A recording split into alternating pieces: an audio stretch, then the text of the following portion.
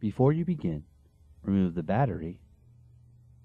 Remove the 7mm T8 Torx screw from each of the back corners of the notebook that secure the switch cover to the base enclosure.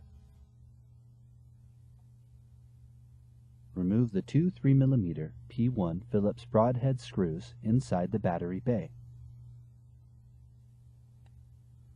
Remove the two 7mm P1 Phillips head screws marked with a keyboard icon on either side of the memory compartment that secure the keyboard to the base enclosure. Turn the notebook right side up and open the display panel fully. Pull up on the outer edges of the switch cover to detach it from the base enclosure, and move it away from the top edge of the keyboard. Do not remove the switch cover. Lift the keyboard and move it toward the back of the notebook to expose the button board ribbon cable and the ZIF connector on the system board. Using minimal force, lift the locking bar up on the ZIF connector and disconnect the keyboard ribbon cable from the system board. Important: use care to prevent damaging the ZIF connector and ribbon cable.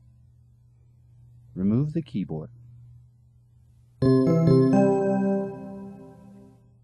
Hold the keyboard over the top cover and insert the keyboard ribbon cable into the ZIF connector on the system board. Push the locking bar down to lock the ZIF connector. Toe the tabs on the bottom edge of the keyboard into the slots on the top cover and lower the keyboard into place.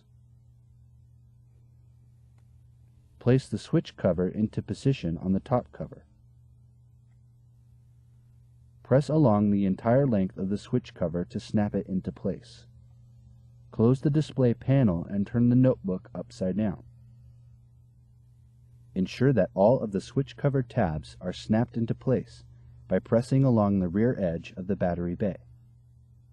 Replace the two 7mm P1 Phillips head screws marked with a keyboard icon on either side of the memory compartment that secures the keyboard to the base enclosure. Replace the two 3mm P1 Phillips broadhead screws inside the battery bay. Replace the 7mm T8 Torx screw on each of the back corners of the notebook that secure the switch cover to the base enclosure.